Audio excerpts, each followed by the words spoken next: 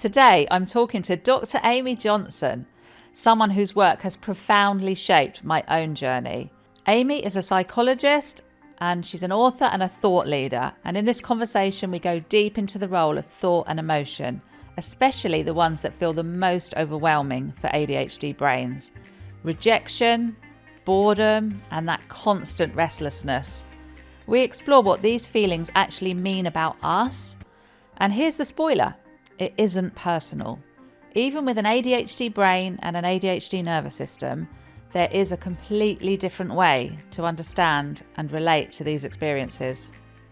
This episode is honest, it's insightful, and it's full of those perspective-shifting moments that stay with you. So, let's dive in.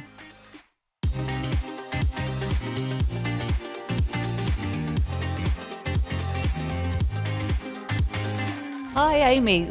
I'm so honoured and that you've come here today to be with me on my podcast. And I'd just like to welcome you. And I just want to start by asking you a question which just interested me about your kind of journey.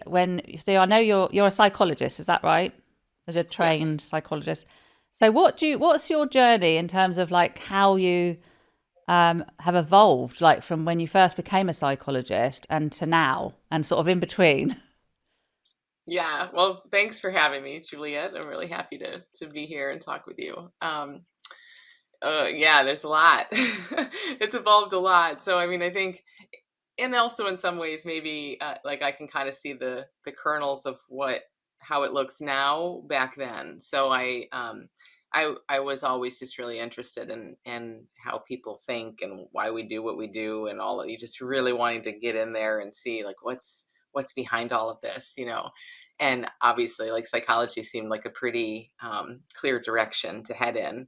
And so and I loved those classes and it was interesting, but I think what I started to see really early on was just this focus on kind of illness and problems. And I knew right away I didn't want to work with, in really extreme cases. I trained as a social psychologist, so by definition, it's a little bit more. These aren't the best words, but it's like social psychologists really kind of look at like the average person, whatever that is, but kind of like how behavior and works like kind of in the masses. So I wasn't working with schizophrenics or people who are severely depressed or anything. So I just wanted to see, like how does this stuff work in general and like what's going on for people.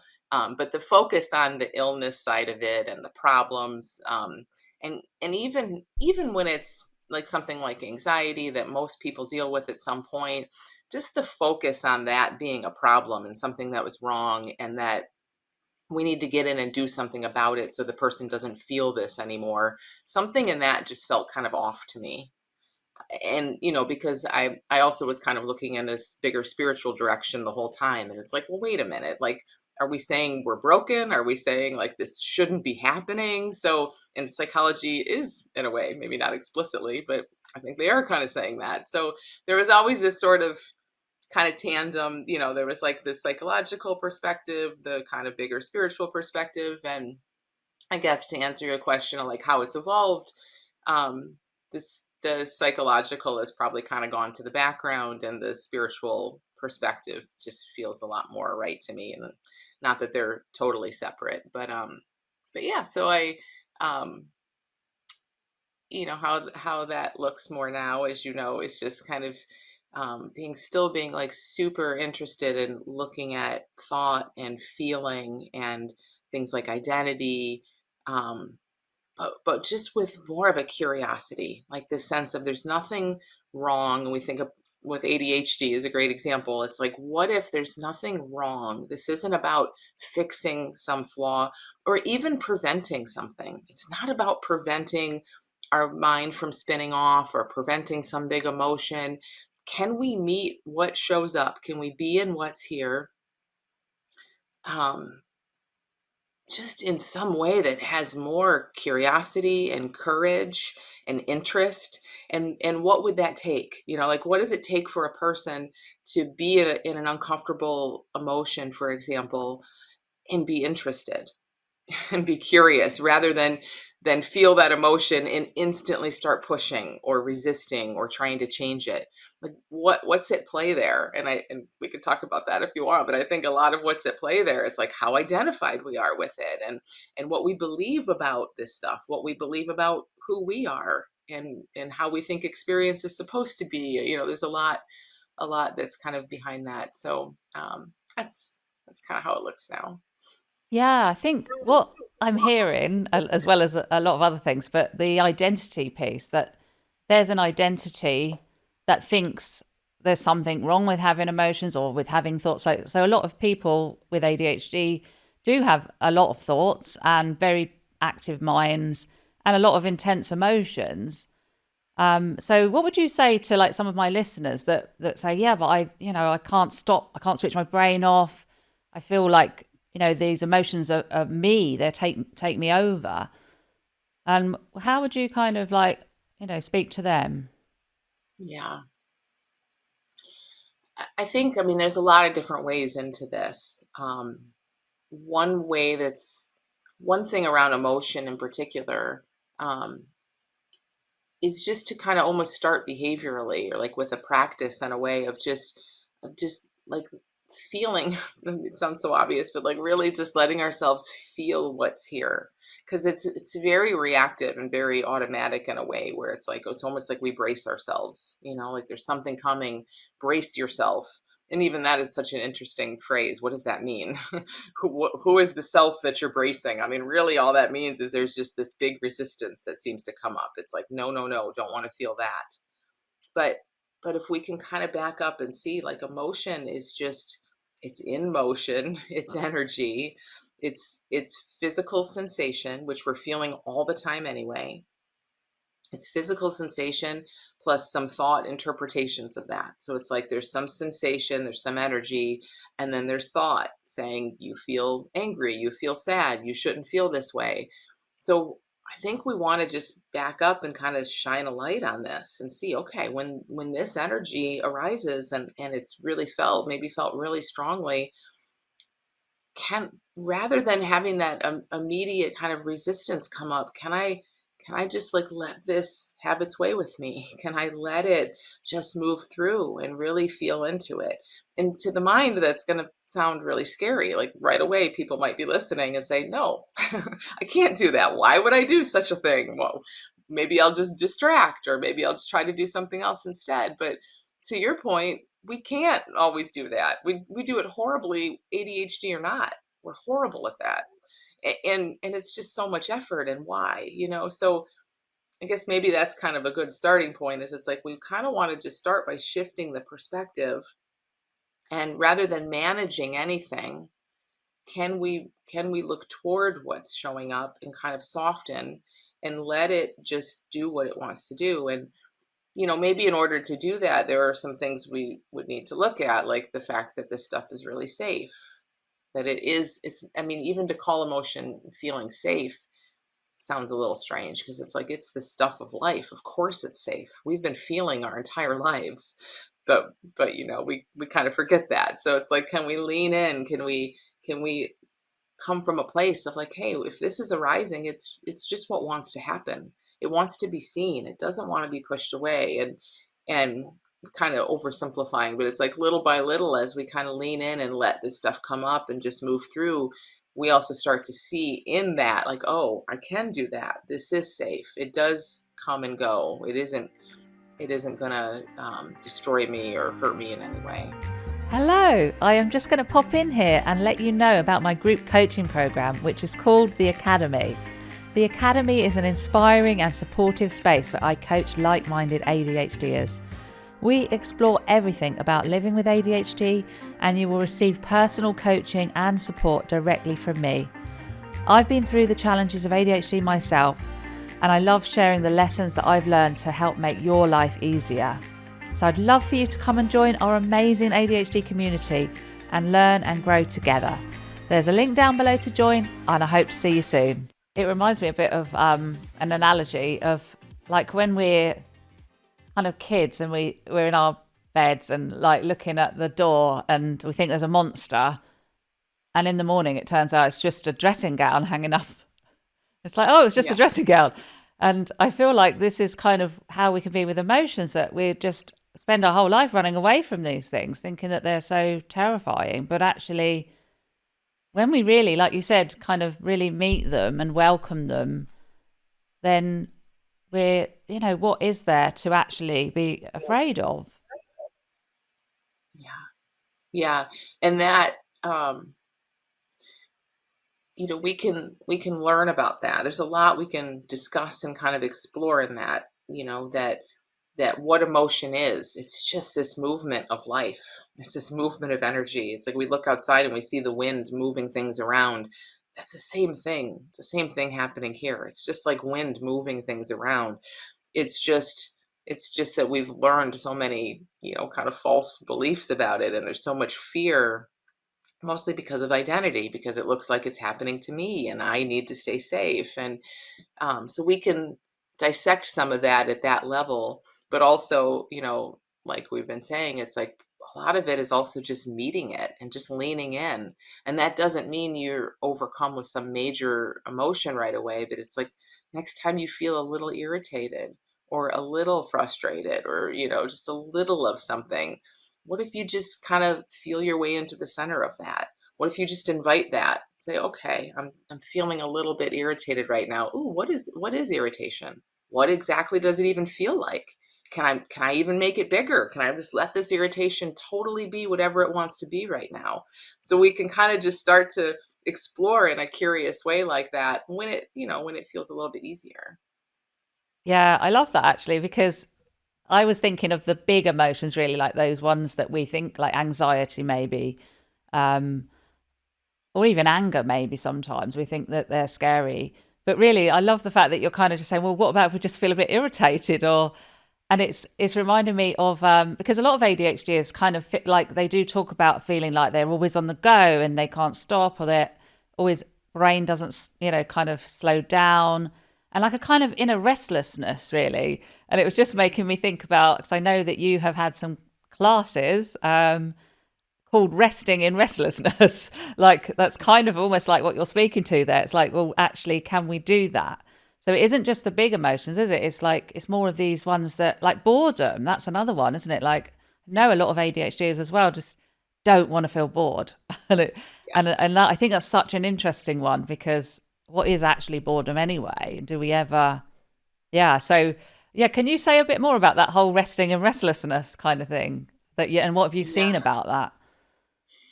Um, yeah, boredom is really interesting to me too. Like, what even is that? Well, I'll Yeah. come back to that. But yes, it's whatever form it takes. It's just, and I think you're right. Like that, it's like, can we just start with something that feels relatively small or easy and just feel our way into it? So this basic feeling of kind of restlessness, it's behind boredom, it's behind, yeah, frustration, irritation. Um, the guiding question for me is like, what is this? What even is this? Not to answer that intellectually, but to feel our way in and check it out.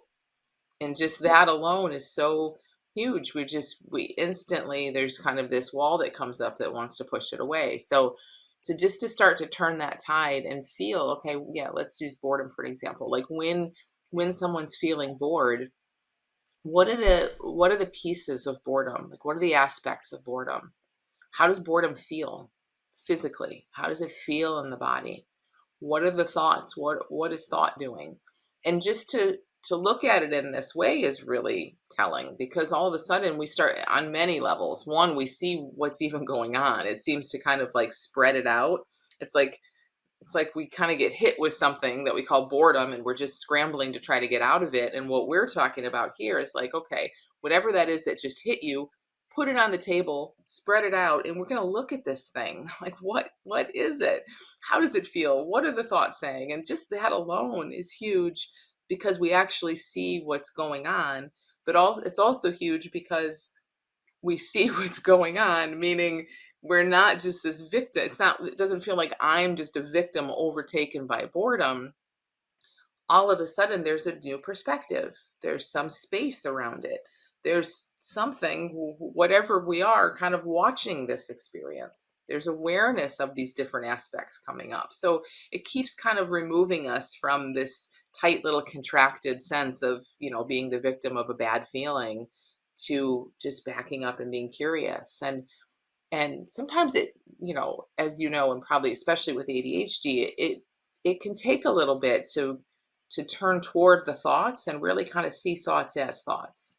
Because when they're coming really fast and we feel very identified with them, I used to feel this way a lot, and I still do sometimes. And I hear this from people a lot, like, I don't even know what I'm thinking. I don't even, sometimes people don't even realize that they're thinking. There's just this huge, maybe like adrenaline feeling, or there's not, it's not spread out on the table. It is like in one big glob, and we don't even know what's in there.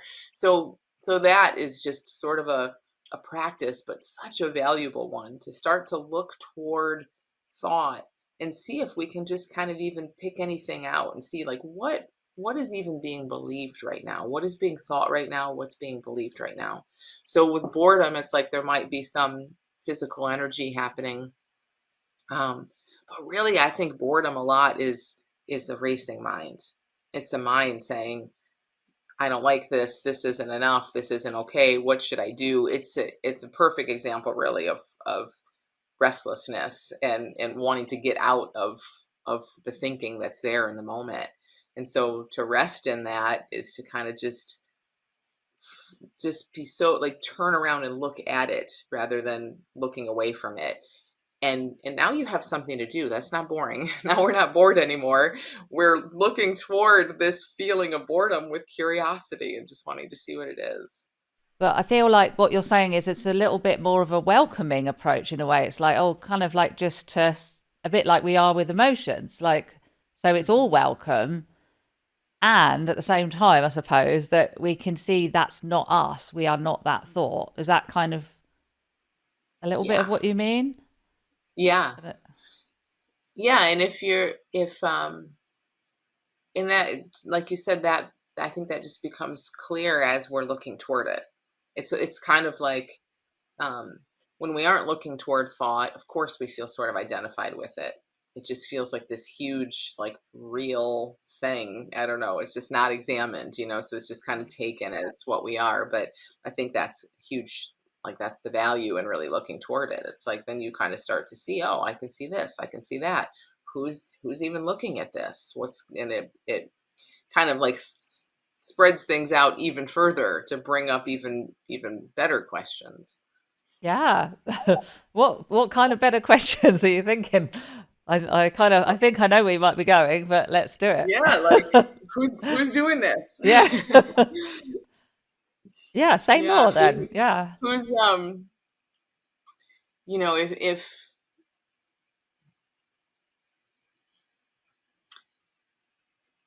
thought feel it one at some point, I mean, thought just feels kind of like us. It feels like it doesn't even feel like there's thought there initially, it just feels like there's some, I don't even know, some commentary on reality. It's like, it's just, we're just in reality. We just know, thinking is happening. It's just, much of it is just taken as absolute truth. It's not even recognized as thinking. It's just the filter through which we see things.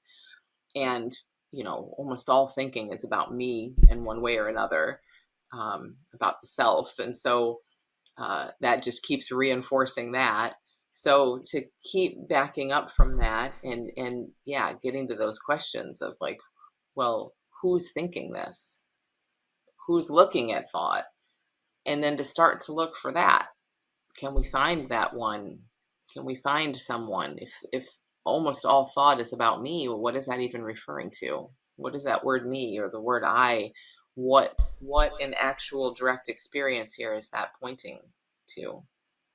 And then, as you know, kind of looking for that, checking that out, but not with more thought. Really, this is where it's really kind of important, to feel our way in. We look at direct experience. It's like, what's actually here right now that's not conceptual.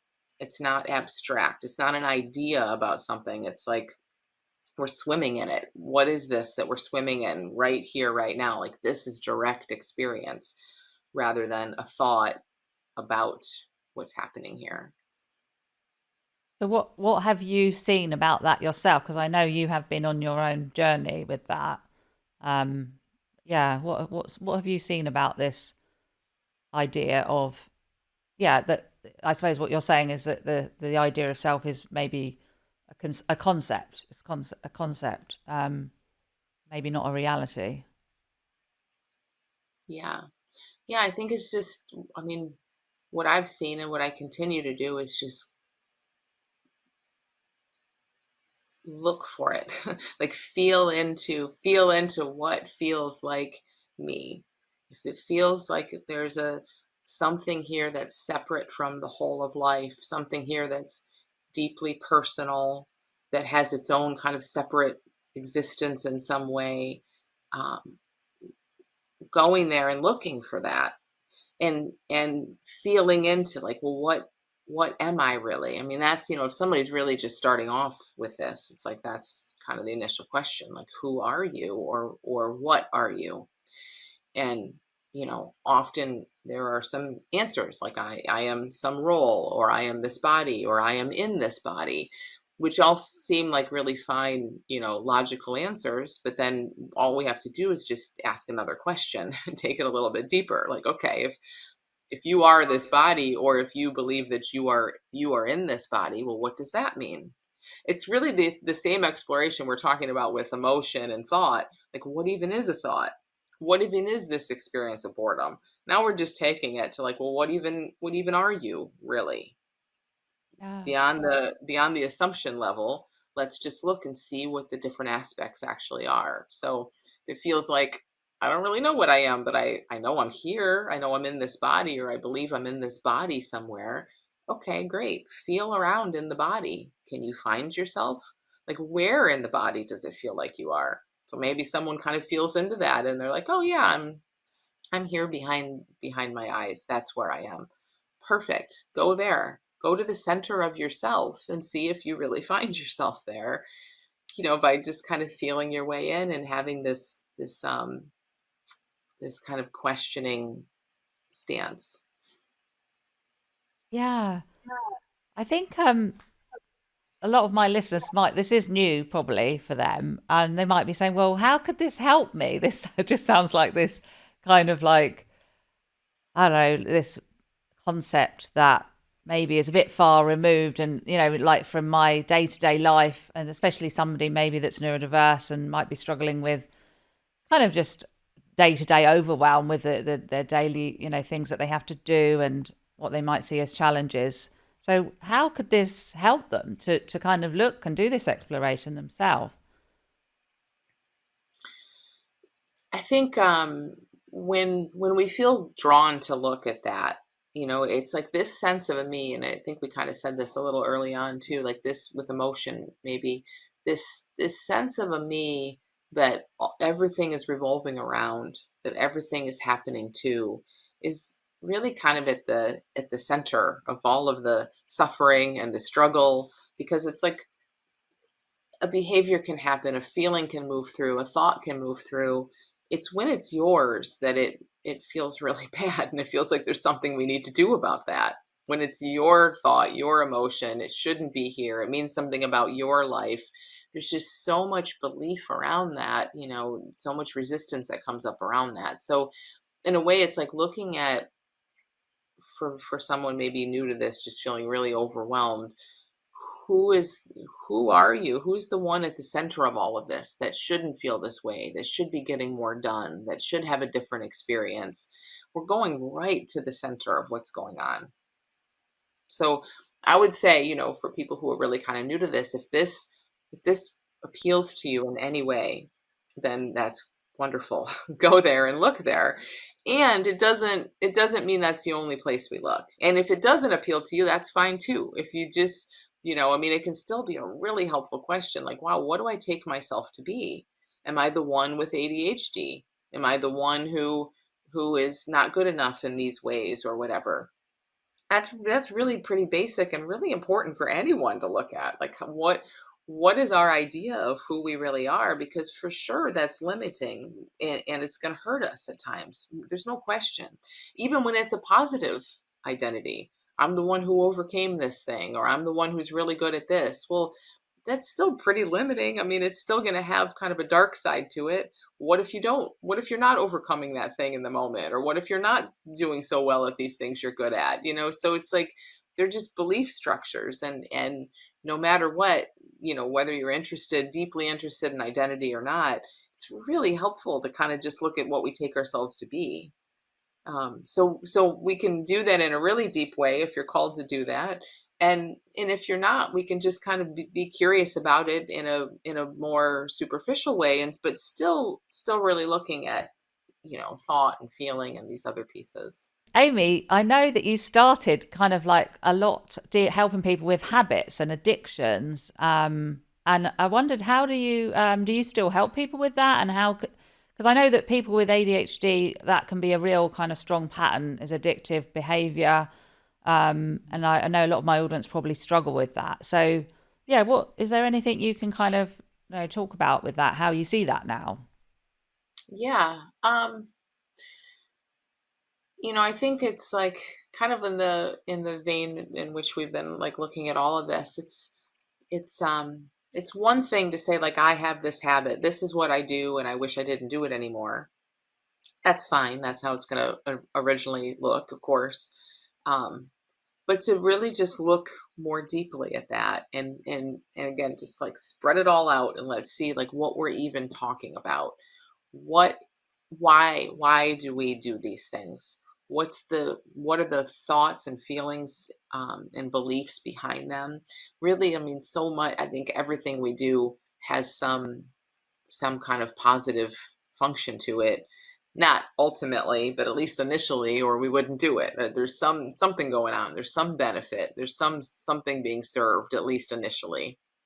So so good to see that. I mean, as you know, like most of our habits and addictions are something that we did to cope with a feeling, or whatever it is at some point. So to just get really curious about that. And I think with ADHD, maybe it's like we kind of get into these loops where thought is especially habitual, or feeling is, or behavior even, it becomes especially habitual. And that's where it feels really important to be able to step back from that and sort of watch the conditioning play out, watch a habit play out, watch the addiction play out. But again, from some bit of distance, from some bit of like, oh, okay, I have a little bit of perspective on this. I'm not instantly jumping in the middle of it, needing it to stop immediately. I can kind of step back and watch the whole thing with a little curiosity, and that's where I think we have a lot of insight. That's where we even see like, okay, thought does this, but I can watch thought do this, and I don't have to listen to it. If thought is constantly telling you, go eat, go drink, go do these things, like there is the ability to observe thought doing that and not do what thought is telling you to do. It's a different level of identification in a sense, or maybe just perspective, right? When attention is like totally absorbed in thought, we're just doing what it says to do. When attention is a little further back and we're watching the fact of thought, we're seeing the habitual nature of thought.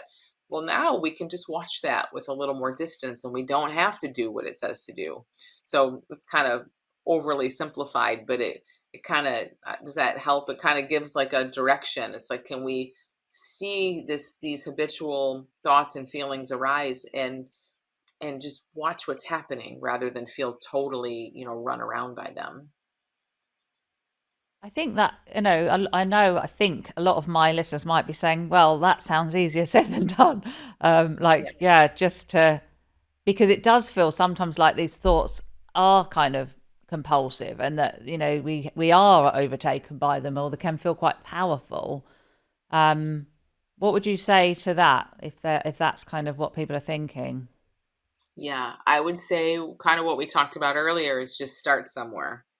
When you're not, and I say this to everybody in their habits, so people will, I work with a lot of people with bulimia and binge eating, and they want to know how to stop a binge like right as it's starting. Mm. And I don't know, I couldn't really do that myself. So it's like you you kind of start when it's easier. You get into this practice of kind of watching thought and being curious about what it's doing, maybe before it's really compulsive and so thick that we can't really feel like we can break into it. Um, so start, yeah, just kind of start where it's easier. But also notice, I think it's another thought that says, "Oh, that feels too hard. I can't do that." Well, that's a thought too. I mean, I don't know. Maybe when we start to look, and I've seen this, when we start to look, we actually see a little bit more than we think we're going to see. So just we just kind of have to swim our way into it and feel it out. So it's kind of back to like welcoming everything in a way, Yeah. like, and actually like really feeling it, really kind of allowing it and feeling it. Yeah, it sounds like you're saying then it's easier to start with things that are not so compelling, maybe. But then you can sort of build up a bit to. Is that how you would say it? Yeah, definitely. I mean, I would just be looking at just turning toward experience and looking at thought and feeling. What is it? Look, moving toward it whenever you can. Definitely when it's easier, and then you kind of get a feel for it. Yeah, and I know a lot of addictive kind of behaviors can be like in patterns, can't they? I know we patterns can be quite interesting. What have you seen about like how people kind of have patterns of behavior and how addictions might fit into that or habits? Yeah, it's like these. I mean, even the habit or addiction itself is a pattern of behavior in a sense, right? And so it's just Mm, good to kind of just kind of look at the different aspects of that. There's always something that comes in to kind of relieve us or what we believe is going to be like the relief. Like I have to say this thing or do this thing or go into this addictive behavior or whatever to relieve something. And we can just take that step back and just be really curious, like what's being relieved, and does it really need to be relieved? Is it there's some painful thought or feeling, or probably both, that seems like it cannot be experienced. It's too threatening, it's too painful, it's threatening to identity, it's about me, it's too painful. So that's where the coping comes in. That's where the addiction or the behaviors come in. So can we back that up a step and just look at what are we running from here? And do we have to really run from that? yeah, yeah, I can really see that. And I know we were talking about, like in a conversation that we had recently about how people have beliefs that come back right from childhood. And do you think that that plays a part in it? And that sometimes when they have a belief that might have started maybe, I don't know, by a teacher telling them something that made them feel a bit silly, say in a class or something, Mhm.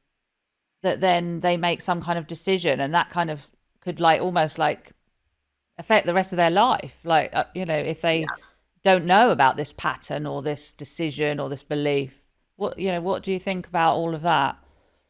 Yeah, I think I love that conversation we had where you're really looking at, because most people I think are pretty somewhat aware if they look at like the decision that was made. So like in your example, a teacher, disapproves of something or whatever, and that maybe the decision is, well, I'll never share that again. Or, you raise your hand in class and you get ridiculed, well, I'll never do that again. Or you fail at something and maybe the decision is, well, I need to be perfect from now on. Now I'm going to do that all the time, but I'm going to be perfect at it. And so we can you can feel into it by looking at what your patterns are and what's behind them.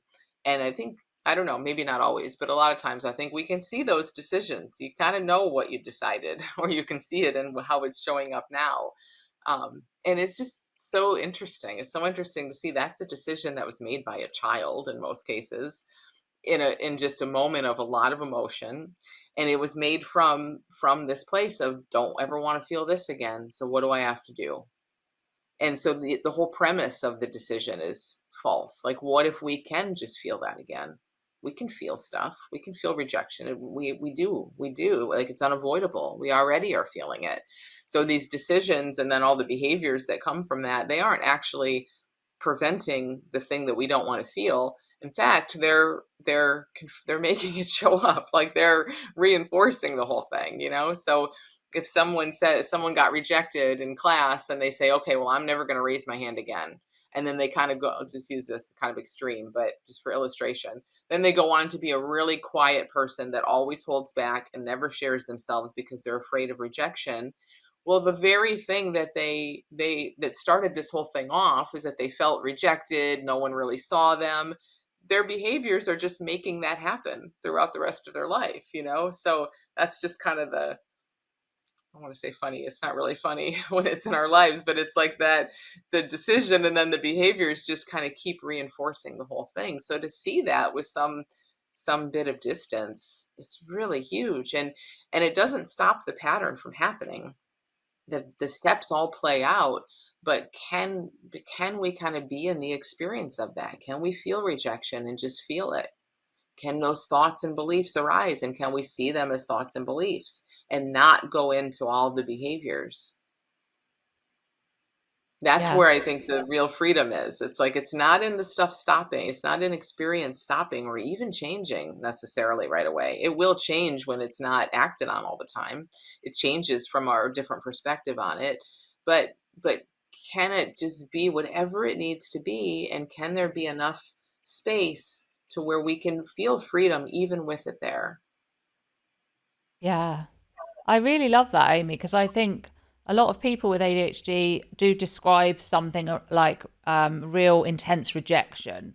There's even sort of a term for it, which, it can be a bit controversial, but I won't go into that. But rejection sensitivity dysphoria, which the dysphoria means pain, like physical pain to feel rejected.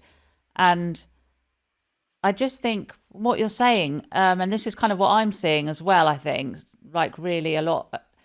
It's almost like you said, it's not funny, but it's kind of ironic in a way that rejection, we don't want to feel that. And we kind of, yeah, there's where these patterns of behavior can come in without knowing. But in a way, what we're doing is we're rejecting that part of us that felt rejected as a child over these years ago. And so this is how I'm seeing it now, that it's like, well, actually, can we, that part of us could be seen? Like, can we see it? Can we validate that part? So we're not rejecting ourselves in a way. In a way, I see it, it's almost like we're rejecting ourselves without knowing, like completely innocently. I know, I like that's the word that you use a lot, innocently, but it is innocent. We don't know we're doing it. Yeah. Yeah, Yeah. and exactly, and it's like you can feel the story and the me and all of that, how that just gets folded into the whole thing, but it was Yeah. never really that. It was never really that. It was this sensation of rejection. It was a comment, like in that, it was a comment that someone else made that's really about them. It's like, it's just so interesting when we really tease this stuff apart too. It was not about us. Like a different teacher in a different mood would have had a totally different reaction to that. But it feels so personal. And then we go through life believing this has something to do with that. One comment from someone has something to do with us. And it's never one comment, because once we believe that, we hear those comments everywhere because we have the filter for that. We're just Yeah. taking things in that confirm it. So it's tricky, but it's also really promising in a sense to see how that works, because it's like, oh, now it makes sense how I have all this evidence supposedly for not being good enough or whatever. But once we start to see that, it also kind of erases a lot of that. It shines a different, shows us a different side of that. Yeah. So it's almost like the fact, if we can see that part of us that felt rejected and still feels rejected, and actually welcome that part and give that part of us compassion, then that, to me, that kind of is the embracing all parts of us. That's where these patterns can not be, controlling us anymore, because we're just seeing all parts of ourselves. And it just seems to me that it's just about love, really, about love for ourselves and acceptance for ourselves and for everybody as well, not just ourselves. But as we talk about in our community about, that we're all one anyway. Everyone is one spiritual being having 80 billion human experiences. So it's kind of the love for ourselves is the love for everybody anyway, because we are that. Yeah. Yeah. It's just love. It's just Yeah. love. It's not like your love or my love. Yeah, exactly. Yeah. Yeah. Well, that seems like quite a good note to end it on. However, I did want to ask you one more question. So the question is, if there's one insight that you wish every listener could see, what would it be? That's a great question. I think in this moment, what's coming up is just this sense of that there's nothing wrong. That whatever's showing up is just how this energy that we call life is just manifesting in the moment, and it's so safe to just approach it, to look toward it, and to see what it's there for, as opposed to just wanting to shape it and make it be different. Yeah, it's acceptance, really. That's what I think I'm hearing you say. Just accept everything as reality. It's only our resisting reality that causes any suffering, from what Yeah. I can see. It's like Yeah. resistance to what actually is the cause of suffering. Yeah, and what if it really isn't wrong? What if that was just a misunderstanding? It's really not wrong. It really should be happening if it's happening. It's not that Yeah, it shouldn't be happening. I mean, you can imagine. It doesn't take much to just kind of imagine, like, wow, what if, I'm not saying this is easy to do, but what if everything really were approached in that way? Like everything was a yes. Everything that shows up gets a yes rather than a no. Like, okay, obviously this is exactly what's meant to be because it is what is. It, I mean, it's just the reality of things. We're not jumping into our mind, imagining alternate realities and then comparing them to what's here. There's just what's here always. So again, we don't always have to love it. We can even accept that we don't love it, but we don't have to fight against it and add all the belief that it's a problem and it shouldn't be here and I need to change it. yeah, yeah. I think that that's the secret to life, or the secret to, you know, just not, yeah, being at peace. Really, being at peace and happiness. Really, that life is exactly as it's supposed to be, and it's only us thinking that it shouldn't be like that is the problem. Yeah. Yeah. So, I just want to end with saying, yeah, is there anything that you would like to share with people about what you're doing at the moment, or anything, how they can reach you if they wanted to work with you at all or join? I know you have your little school of big change and your community. What can you tell my audience about that? Yeah. The best place to find all of that is on my main website, dramyjohnson.com. But yeah, there's an amazing community, and we have calls weekly, sometimes more than weekly. We rest in restlessness together. We have like coaching calls where we discuss things more. So there's a variety of ways to get support, and really, there's so many people there with for different reasons, but ultimately we're always kind of just looking toward the kind of things we discussed here, like what is thought, what is feeling, who are we, like just moving toward what's showing up. So there's people there with anxiety, people with ADHD, all kinds of things, people who are just really curious about the nature of reality and want to explore it. So it's a great place to do that. My podcast is also a good source of information, but all of that's on the website. Yeah, I mean, I'm gonna, vouch for your community because I've been in it for a couple of years now, and I trained as a coach with you, as you know, and I just want to say how grateful I am to you, because you've really supported me on my journey through some really difficult times. As you know, I lost my husband just before I met you, and that, I think going, being in the community was just amazing to me. That being with people, talking about these kind of things, there's no holds barred. We can talk about anything, and knowing that you've got this like community that supports you through thick and thin, and you lead that community, Amy. So yeah, I just wanted to say thank you, and Even, after I lost my husband, I went into a depression and burnout, and you were amazing and supported me through that. And I've come out the other side, and here I am doing a podcast. So I feel like very grateful to you particularly. So I'm probably going to get a little bit emotional myself now, but I just wanted to take a moment just to thank you, because, you really have been part of my journey massively. And, you're a real mentor to me, and somebody very special. So thank you.